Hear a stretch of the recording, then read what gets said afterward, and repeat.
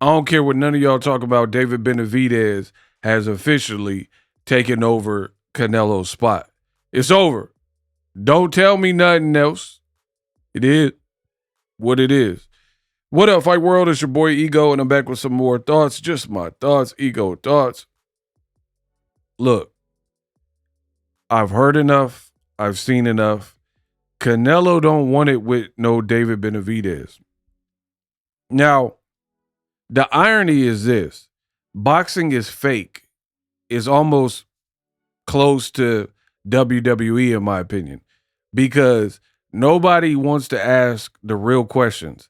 These people will have a Canelo opportunity to interview him, and they're so worried about like offending the fighter, offending Canelo or whoever the person is, that they're asking surface level questions. People don't want to do real journalism.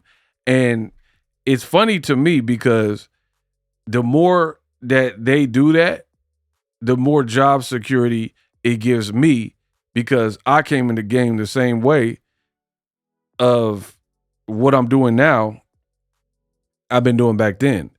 And it's through honesty and integrity and keeping it real with what I see. It's never nothing personal. I don't have nothing personally against the fighter, but I made an oath to you guys, the fans, to always call it down the middle how I really truly see. But I can't say and speak for other people's values. And when it comes to Canelo, some people are going to get mad. They don't want to admit it. But right now, in terms of boxing, is Gervonta Davis and David Benavidez. Now, some people are like, oh, Gervonta hasn't fought since last March or whatever it was last year. Who cares? Anytime he tweets, anytime he posts. Can you imagine if Tank went live? Because he's not going live. And like, it's so funny for me because I literally say the same things. It's like babysitting on my channel. I say the same things and no one proves me wrong. And then I'm usually proven right, right? There's a power. I've said this for years. There is a power in exclusivity, right? So to give you an example, there's nobody that has a recent Boxingego interview. Nobody, right? So I am the plug. Now, I can't speak for other bloggers or content creators or TikTokers, YouTube. I don't really care what other people do, right? But I care about protecting my fort and my brand and my imprint. So I'm very cautious of collaboration. A lot of YouTubers will be like, oh, collaborate with a bunch of people. No, I'm not doing that. I don't need to do that. I'm Ego. I'm Boxingego. I don't have to do that. And for the people who are always like in your face and like always collabing with everybody and you're willing to work with everybody, for me, you lack exclusivity and it really denigrates your brand. Like for y'all, the great fans that are going to watch this video, they know they got to come to me. I'm the plug. You want Ego's thoughts? You're coming to me, right? But if I collab with everybody, you can get Ego on John Doe channel A, B, C, D, my own channel. So there's a power in that. So guys like Gervonta Davis, they continue to keep the air of mystery and enigma because you don't really know their next move. Benavidez is a family man, so he's kind of the same way too. Especially as he gotten older, he not really like if he not fighting, like you don't really know everything. He not like post happy and like he like probably kicking it with his kids and his wifey. You know what I mean? So and then on top of it, these guys Tank and Benavidez are fun as hell to watch, and they even fought on a PBC on the same card. So these are the faces of boxing. Canelo out of here. He's fighting in Billy. Some people want my thoughts. I don't really care about it for real, because Canelo always gets the benefit of the doubt on judging and bad scorecards and all that type of stuff. So it's not a fight I really care about. I'll watch it. It's not a horrible fight. I'm not saying that. But for me, I don't really care about it. And this is why boxing is in a very desolate spot, because of Gen Z fighters and people that aren't fully ushered out like Canelo Alvarez. Not because of Tank, not because of David Benavidez. They're doing what they're supposed to. They're electrifying their fans and putting on impressive performances more often than not. Period. But guys like Canelo, they are like hanger-ons, right?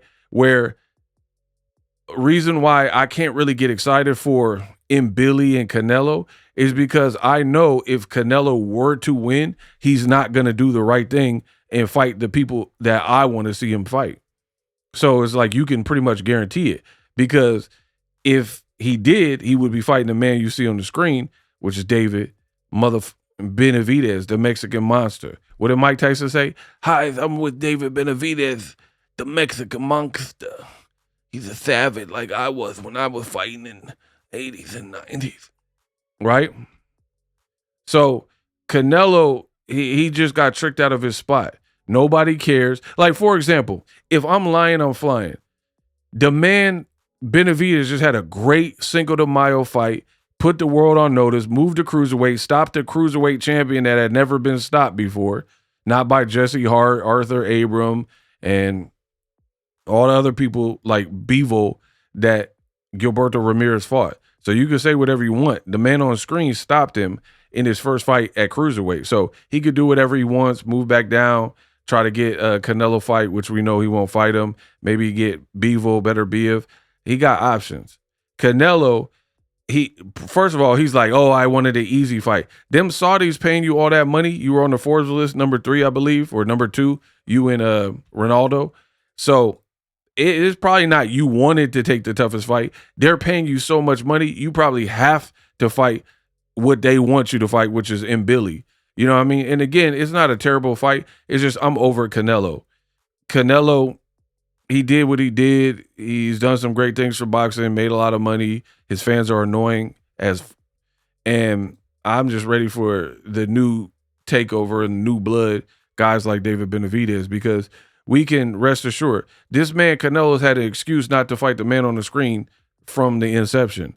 Oh, I don't want to fight a guy that has the same flag and fights a Mexican fighter. And then people are like, okay, he's half Ecuadorian, half Mexican. So now you fight him? And then he was like, oh, you fight nobody. You fight Juan Anthony Durrell. Then he steps up his resume, beating the likes of Anthony Durrell, Caleb Plant, stops a guy like Demetrius Andrade, who Canelo ducked, stops a guy like Zordo Ramirez at cruiserweight, who Canelo ducked, beat David Morrell, and in my opinion, Morrell ain't really looked the same. His very next fight after Benavidez, he got dropped by the Russian dude. And then after that, he just got stopped by Zach Shelley. So I think Benavidez messed up Morrell's career. He went in there and he was holding his own, but Morrell went in there too early with a real killer like Benavidez, and he took a lot of punishment even though he didn't get knocked down or knocked out or anything. You still absorbed all them shots, and then months later you're trying to fight this Russian dude that put more mileage on you, and then by the time you get to an unknown school teacher or whatever, Zach Shelley, you getting clipped up and stopped.